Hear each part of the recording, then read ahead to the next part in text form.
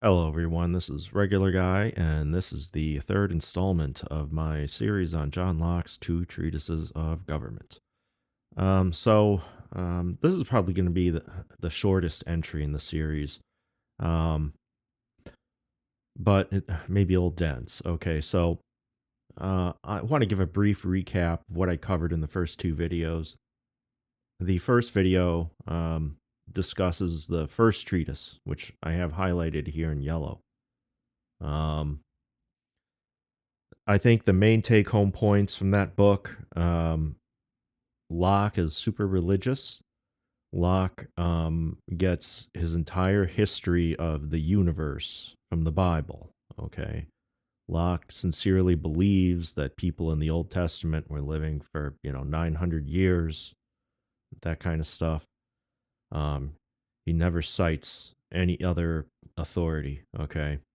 And he thinks that the main goal of humanity, the main ends to which, we're supposed to strive, is to boost the population of Earth, put more humans on the planet. Okay. He thinks that the instruction that God gave to Adam and Eve was to be fruitful and multiply. Now, he thinks that the be fruitful is connected to the multiply thing. He thinks that we need to grow more food in order to produce more people. Okay. Um, that's the bottom line. That's what he's talking about in book one. Okay. In the second video, I've highlighted in blue here most of what was discussed in that video. Video's a bit longer than I wish it would have been, but I'm not about to do it over again right now. But anyhow, I kind of ended that discussion in the portion on green here, the chapter 5 of property. Now, what's left here in red is what's left, what I haven't discussed yet. Okay, in book two. Okay, so before we get started, I'm going to say a few things. First of all, um, one of the main themes of this video series is that people citing Locke, the vast majority of them have not read Locke, or they've only read excerpts of Locke. Um, and if they've read any Locke at all, they seem to have read him incorrectly. Okay. That's one of the themes I'm pushing here. Now, this stuff about property, you know, to me, it's not that interesting. Okay. Or at least what Locke has to say about it. And I don't think it was really that influential. I don't think it was seen as influential at the time.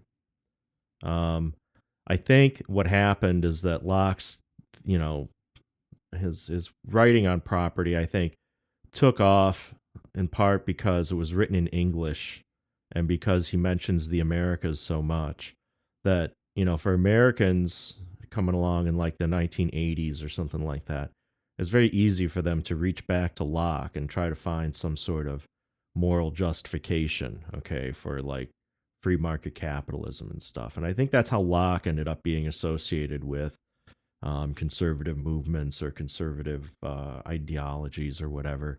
Okay, people tie him to like neoliberal economics and the justifications for all this kind of free trade, free market stuff. Milton Friedman, whatever. So Locke's got that reputation, um, but I don't think those people are reading Locke right. I don't think anybody's really reading Locke at all, and for that matter, um, I think Locke's not really, the greatest thinker of all time, but he's provocative, okay? And some of the stuff he says is actually worth considering.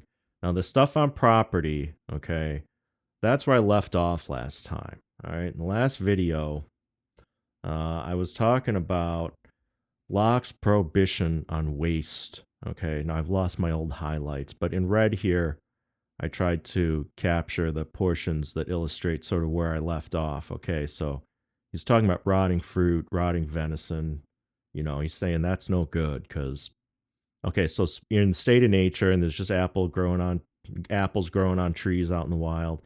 Locke says you can go ahead and pick an apple if you're hungry and you're going to eat it. You're going to use it. Okay, if you go out there and you pick all the apples off the trees and then you hoard them, you're invading your neighbor's share.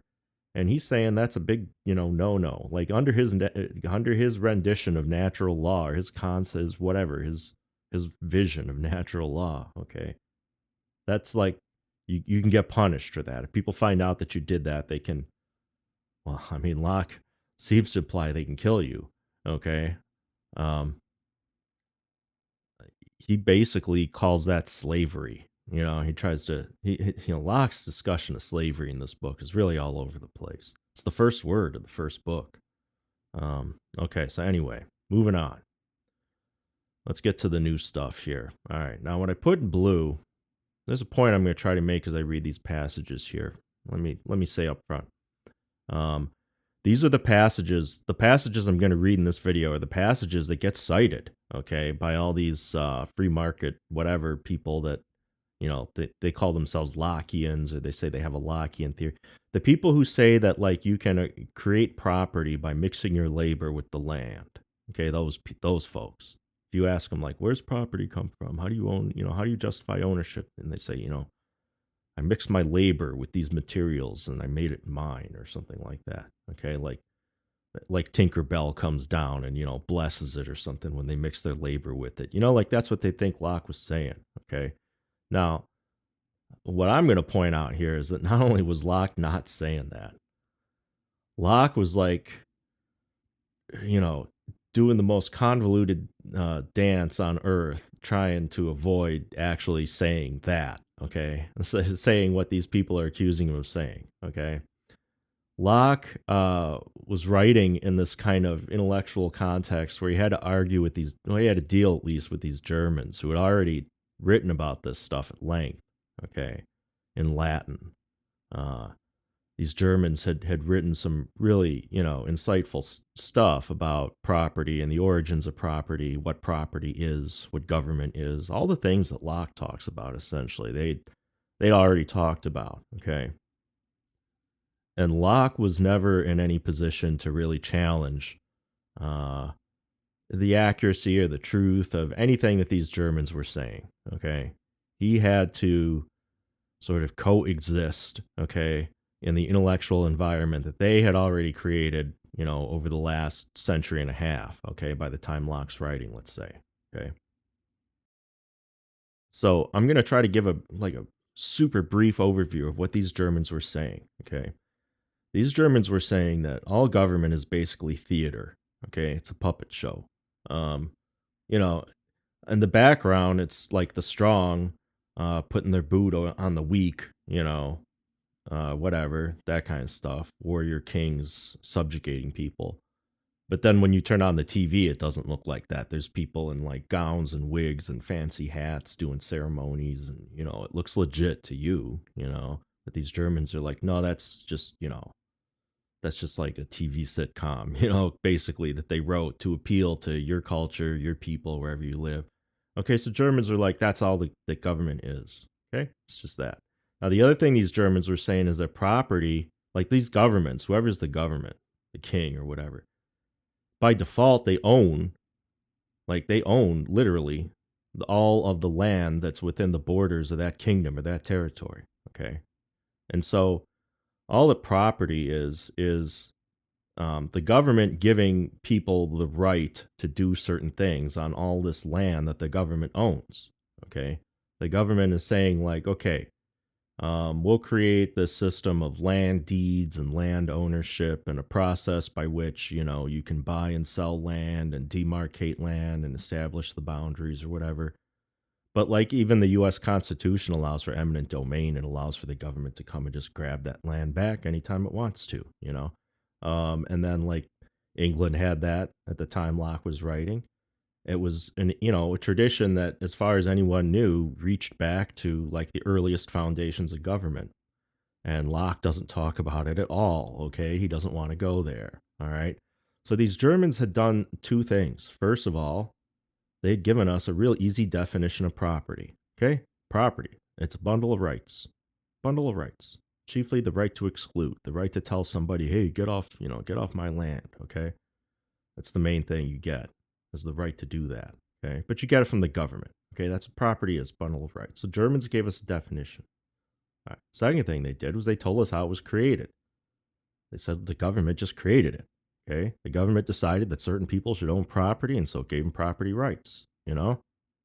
The end. Like, there's nothing more to say, you know? Now, here comes Locke. Locke's going to avoid using, first of all, Locke's not going to give us a definition of property. What I have here in blue is Locke really trying not to give us a definition of property, okay? Uh, the other thing Locke's not going to do is he's not going to tell us how property is created. Okay, you're never going to see the word or the verb create anywhere in here. He's never going to say like, or at least with respect to property. He's never going to say like property was created here or there. Okay, he's not going to use any synonyms for create. Okay, he's going to do artful word dances. Okay, what Locke is really trying to do is push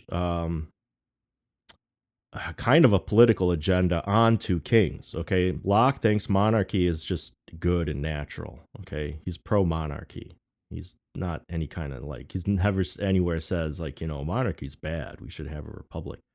Nothing even remotely like that. He justifies monarchy in this book. Okay, but then the other thing is that Locke is trying to tell these monarchs like, hey, when you distribute land, you should distribute it in a manner that increases or multiplies the population. Okay, so like when you're figuring out who should own what, your arbitrary way of distributing land. Well, it shouldn't be so arbitrary. It should follow these rules that are going to lead to the production of more food, which is going to allow for more people to be born and grow up and provide labor. Okay. Now, Locke's also going to say that labor is the only thing that matters. Labor, labor, labor. You want more people so that you get more labor. So that's his sales pitch. That's his elevator pitch to any king. You know, he's like, hey, Your Majesty, you should be distributing land, property rights in a way that encourages us to grow more food so that we can have more people. And then what you get from that is more labor and labor, labor, labor. That's really what you want, Your Majesty, because labor is like the source of all value. Okay. All right. So I've probably ruined it already. But anyway, here in blue, he says, he's talking about the origins of government here. Now, this is still on property, but he goes back and forth. So he's saying, his family's increased. They made these, they established like little boundaries. Now he says without, and at this point they're in a state of nature. Okay, in this blue portion here, there's a semicolon after built cities. Should be a period. Okay, it should be like a new paragraph or something because there's really two separate things going on here. In the first part, before that semicolon, it's just families. Now, he says here that they don't have any fixed property. Now, the Germans would say they don't have any property because there's no government at this point. Okay. Locke is trying to say that without saying it. So he throws the word fixed in there so that, he can, so that's his escape hatch. Okay. So that nobody can accuse him of, going against what these Germans were saying.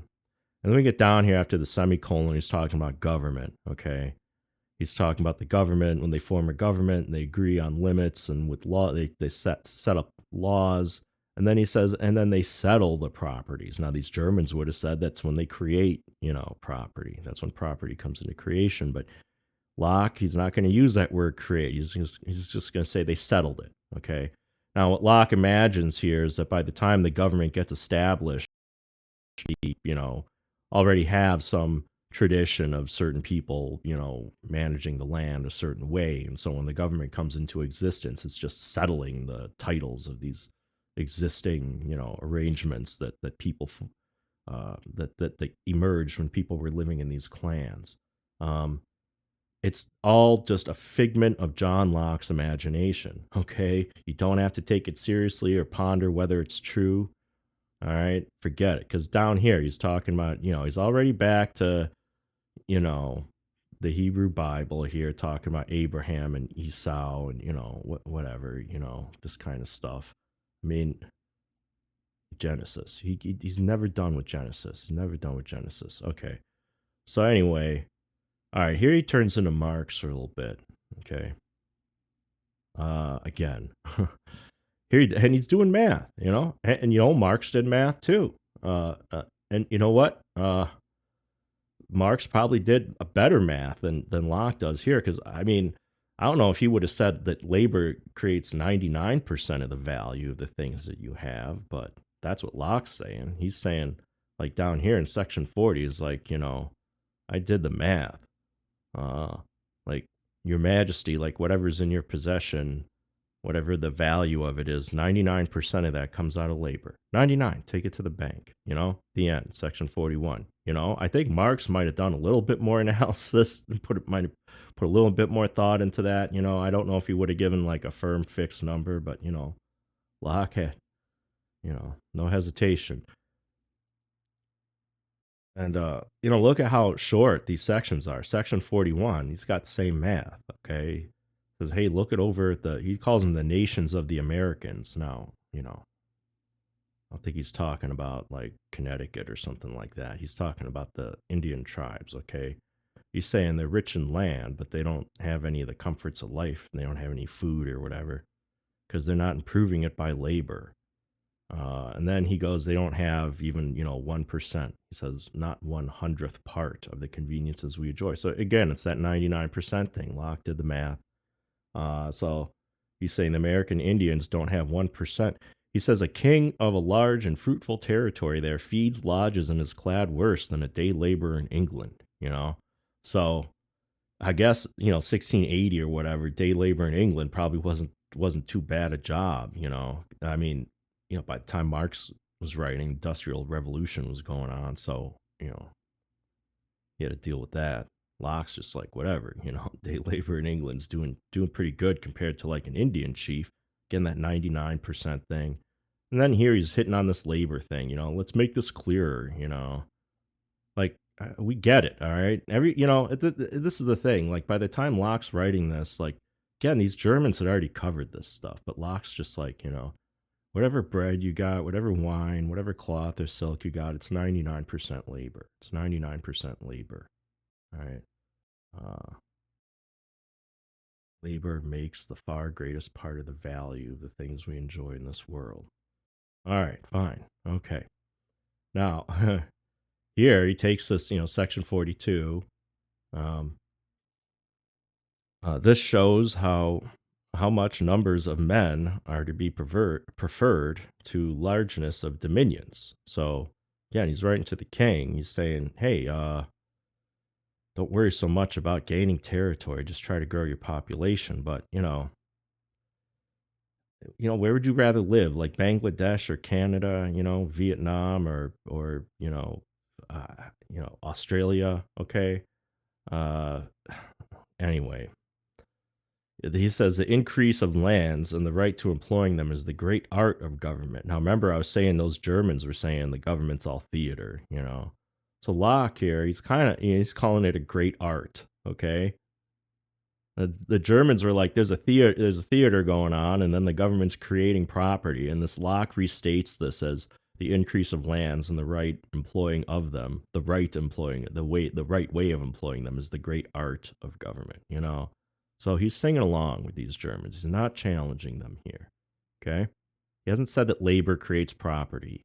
Okay, all right. Now here he's doing math again, section 43. Now he says like you pick any old random American Indian, out of America, whatever they have, okay? It's not worth 1,000th what, they would have if they just farmed the land and raised some cattle there. Okay, this is doing math again. Okay, here he starts weaseling out again. Again, people think like, oh, you mix your labor with the land, it creates property. Like, no, he's not saying that. Okay, what he's saying here is like labor creates, I put it here in red, the foundation of property. Okay, foundation. Now he still hasn't told us what property is. He hasn't told us what creates it. He's saying labor creates the foundation. you know. And then section 45, he says labor gives a right of property. Really, gave is the verb there. It should be something like, gave a right of property. That's probably how it should read. Okay, but that's a weasel word. That's not that's not. He's not saying that labor creates property. Okay, down here And these Germans would say that, the property is created through an orderly process that's established by law. All right. It's a bundle of rights that are established by through laws. Okay. Laws saying you got the right to this, you got the right to that. So here's Locke and Blue by laws, within themselves regulated the properties of the private men of the society. Now, he didn't say created the properties like these Germans would have said. He said regulated. That's the verb he used. See, it's always slipping out, never quite, never saying they're wrong, kind of conceding that they're right, okay, by leaving room for, their view of property to prevail, all right? And, when you're writing to the king, you got to take into account the other people who are writing to the king. And if the other people who are writing to the king are writing pretty persuasive stuff, you're going to look like an idiot if you tell them, hey, don't pay attention to what any of those authors are saying. I mean, like all of Europe thought these Germans were the brightest minds on earth when it came to some of this stuff. And Locke, had no credibility, no nothing. He was a doctor, that he's writing in English. He can't even write in Latin, so he's already, got a steep hill to climb if he wants to take on these Germans. Now, down here in red, he says, several states and kingdoms, they've disowned all right to the land, okay, and other possessions. So they're not, they have a war with each other, and then the one kingdom says, all right, fine, you can have some of that land. Locke's saying, hey, they don't, claim eminent domain. They're not claiming, the right to come back and take that land. And then he says, it's the same thing. You give up that your pretense to a natural common right, like, government ownership, okay, by positive agreement when you settle property, among people. Locke's trying to, do away with this like notion that kingdoms retain a right, an eternal right to the land within their boundaries. The thing is, it's a bad analogy because when two kingdoms settle their borders, like, both kingdoms are going to have armies with guns, right? So they're going to have a fight, and then the border is going to be based on whatever, the balance of power between those two kingdoms. But then when the king's dealing with the subjects don't have an army, they don't have guns. So, it's just, that's, you can't do anything with what Locke's telling you here. Okay. It's just kind of useless because like his analogies are just bad. Okay. Now, in section 46, he starts talking about money. And again, he doesn't really do us any favors here. Okay. He's like, well, it basically says that money never goes bad. Okay. And so, it's useful because other stuff, like he said plums and nuts, he starts talking about later on, like they eventually spoil, but the money doesn't. Okay. So, you know, um, in Locke's world, there's no inflation, okay? Bottom line, okay? Money's worth whatever it's worth, like forever, okay? It never goes bad, all right, according to Locke. Um, Now, here in blue, he's again not defining property, okay? And this might be a good time for him to define property because people are exchanging goods between each other, but he doesn't do that. All he says is that you're not harming your neighbor's share if you're trading your plums for their nuts, okay? And then he has to talk about money again. Shifts right back to money. Again, if he would give his nuts for a piece of metal, pleased with its color, exchange his sheep for shells or wool for a sparkling pebble or diamond to keep those all his life, he invaded not the right of others. So he's saying that money lets you off the hook from that accusation that you're invading your neighbor's share.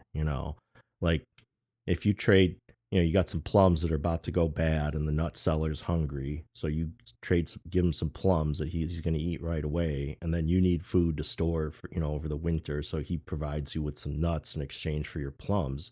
Locke's saying, nobody's evading anybody's share there. That's efficient. Well, he's not saying it's efficient, but that's how we describe it today. An efficient transaction.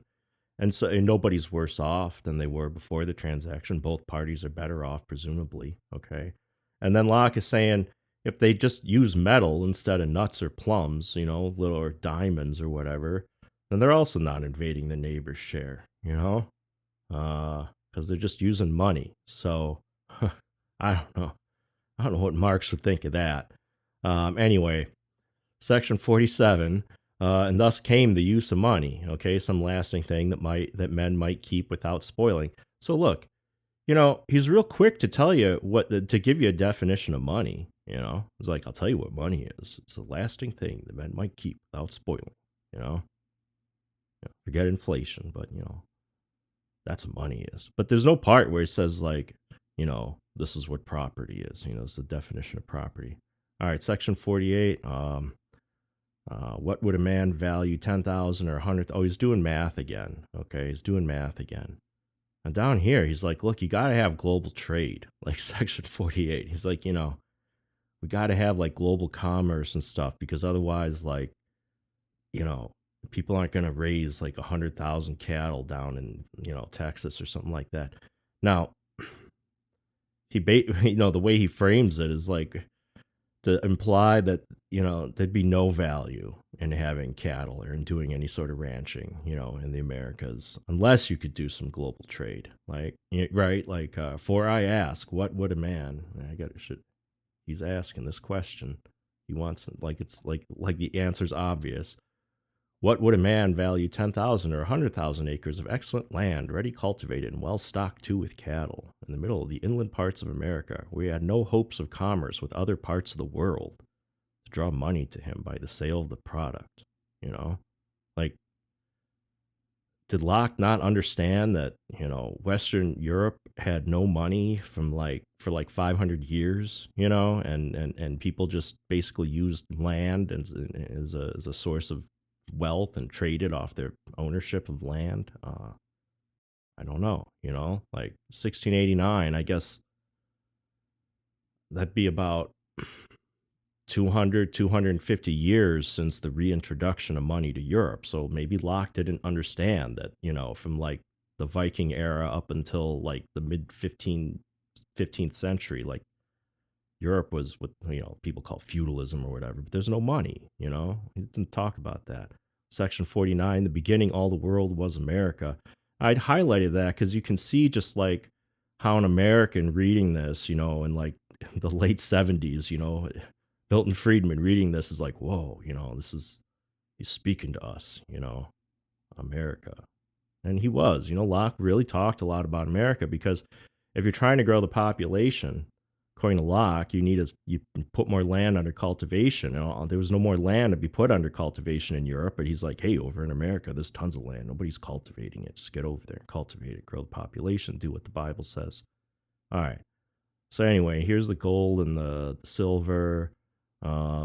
Locke says that the gold and the silver are what lead to unequal distribution of land. Okay, he's like, if you're ever wondering why some people own whole lot of land, and then other people like own no land, he's like, that happened after people started using money. Like to the extent, and he's trying to imply that like to the extent land's being used inefficiently, that's an effect of introducing money into the economy. So he's implying a cause and effect relationship, but he's got no basis for, he's got no evidence for it. And again, here, he's saying labor could first begin a title of property. He won't say that it'll create it. Okay, section 51. He's repeating himself because that's what he does in this book. But again, he's not saying what everyone thinks he's saying. And then he's done talking about property. He's back to like this paternal power stuff. So anyway, these are the only sections I was going to talk about in this video. That's why I said it was going to be a short video. So the point of this video, again, is to, prove, I think, that Locke, first of all, didn't say that, you create your labor by, mixing, you create property by mixing your labor with the land. But also, Locke was trying to, stay out of conflict with these German authors who'd already written about this stuff. So he was making room for their theories of property and their theories of government, which in some ways were, I don't know.